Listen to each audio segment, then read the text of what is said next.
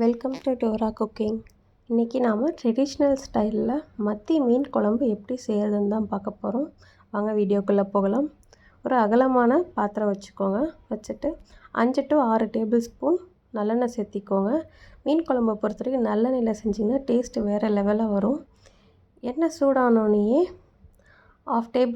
Of teaspoon வெந்தயம் சேர்த்திக்கோங்க. வெந்தயம் பொரிஞ்ச உடனேயே ஒரு கைப்பிடி கருவேப்பிலை சேர்த்திக்கலாம். வெங்காயம், பெரிய வெங்காயம் இருந்தால் 2 கட் பண்ணிக்கோங்க. மீன் குழம்புக்கு சின்ன வெங்காயம் போட்டிங்கன்னா டேஸ்ட்டு நல்லாயிருக்கும். நான் இன்றைக்கி 7 to 8 சின்ன வெங்காயம் பொடியை நறுக்கி எடுத்து வச்சுருக்கேன். அது இதோட போட்டு வதக்கிடலாம். வெங்காயம் கொஞ்சம் நல்லா வதங்கிடட்டும். வெங்காயம் வதங்கினதுக்கப்புறம் மசாலான்னு பார்த்தீங்கன்னா 2 டேபிள் ஸ்பூன் கொத்தமல்லி தூள், 1/2 டேபிள் ஸ்பூன் மிளகாய்த்தூள், 1/4 டீஸ்பூன் மஞ்சத்தூள். மிளகாய்த்தூள் காரத்துக்கு தகுந்த மாதிரி நீங்கள் சேர்த்திக்கோங்க. இதை கலந்து விட்டுக்கோங்க. நான் இன்றைக்கி இஞ்சி பூண்டு விழுது சேர்த்திக்க போகிறேன். நீங்கள் இஞ்சி பூண்டு விழுது சேர்த்திக்கலைனாலும் ஒன்றும் பிரச்சனை இல்லை. நீங்கள் எண்ணெயில் நம்ம வெந்தயம் கருவேப்பிலை போட்ட உடனேயே ஒரு 7 to 8 பல் பூண்டு நீங்கள் போட்டு வதக்கிறதுனாலும் வதக்கலாம். இல்லை இந்த மாதிரி பேஸ்ட்டாக அரைச்சி ஊற்றுறதா இருந்தாலும் பேஸ்ட்டாக அரைச்சி ஊற்றிக்கலாம்.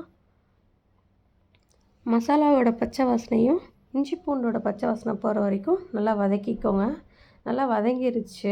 இப்போ நான் இந்த ஸ்டேஜில் கொஞ்சமாக சாம்பார் தூள் சேர்த்திக்கிறேன். சாம்பார் தூள் ஆப்ஷனல் தான். நீங்கள் தேவைன்னா சேர்த்திக்கோங்க, இல்லைன்னா வேணாம். எல்லாம் வதங்கினதுக்கப்புறம் 4 தக்காளி, மீடியம் சைஸ் தக்காளி நல்லா பொடியாக கட் பண்ணி எடுத்துருக்கேன். அது இதோட சேர்த்து தக்காளி நல்லா வதக்கிக்கணும். நல்லா மேஷ் ஆகணும் தக்காளி வதங்கிறதுக்கு கொஞ்சமாக நான் இன்றைக்கி உப்பு சேர்த்திக்கிறேன். நான் ஆல்ரெடி மீன்லேயே மஞ்சத்தூள் உப்பு போட்டு ஊற வச்சுருக்கேன். அதனால் மீனில் உப்பு இறங்கியிருக்கும். நீங்கள் பார்த்து அதுக்கு தகுந்த மாதிரி சேர்த்திக்கோங்க. தக்காளி நல்லா மேஷ் ஆகிடுச்சு.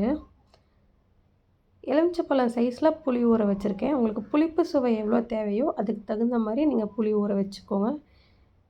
நான் எலுமிச்சப்பழம் சைஸில் புளி ஊற வச்சுருக்கேன். அதை சேர்த்திக்கலாம். அதையும் சேர்த்து நல்லா கொதி விட்டுறலாம். புளியோட பச்சை வாசனை நல்லா போகணும். அதனால் நல்லா கொதி விட்டுருங்க. நல்லா கொதிக்க ஆரம்பிச்சிருச்சு.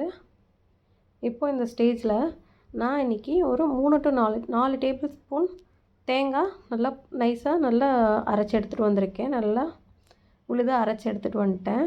இதை அதோட சேர்த்திடலாம். சேர்த்து உங்களுக்கு எவ்வளோ கிரேவி வேணுமோ அதுக்கு தகுந்த மாதிரி நீங்கள் தண்ணி சேர்த்திக்கோங்க. நான் 3 கிளாஸ் சேர்த்திக்கிறேன். சேர்த்து நல்லா கொதி வரட்டும். குழம்பு நல்லா கொதி வரட்டும். நீங்கள் காரம் உப்பெல்லாம் சரியாக இருக்கான்றது செக் பண்ணிக்கோங்க. குழம்பு நல்லா கொதி வர ஆரம்பிச்சிருச்சு.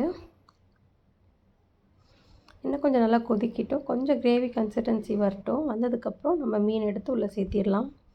கிரேவி கன்சிஸ்டன்சி வந்துருச்சு. நான் இப்போ இதில் மீன் எடுத்து உள்ளே சேர்த்திக்க போகிறேன். லோ ஃப்ளேமில் வச்சுக்கோங்க. ஹை ஃப்ளேம்லேயும் வேணாம், மீடியம் ஃப்ளேம்லேயும் வேணாம். லோ ஃப்ளேமில் வச்சுக்கோங்க. மீன் ரொம்ப சீக்கிரம் வெந்துடும். அதனால் ரொம்ப ஃப்ளேம் அதிகம் வைக்க வேணாம். நான் மீன் உள்ளே சேர்த்தி ஒரு 5 minutes நல்லா மூடி போட்டு லோ ஃப்ளேம்லேயே வச்சிட போகிறேன். நல்லா ஒரு கொதி வந்ததுக்கப்புறம் நான் ஆஃப் பண்ணிக்க போகிறேன். கொத்தமல்லி தழை தூவிட்டு ஆஃப் பண்ணிக்கலாம். மூடி போட்டு வச்சாச்சு. வேறு ஒரு பிளேட்டுக்கும் மாற்றியாச்சு. நீங்களும் உங்கள் வீட்டில் மத்தி மீன் குழம்பு ட்ரை பண்ணி பாருங்கள். ட்ரை பண்ணி பார்த்துட்டு கண்டிப்பாக மறக்காமல் கமெண்ட் பாக்ஸில் கமெண்ட் பண்ணுங்கள். இந்த வீடியோ உங்களுக்கு பிடிச்சிருந்தது அப்படின்னா லைக் பண்ணுங்கள், ஷேர் பண்ணுங்கள்.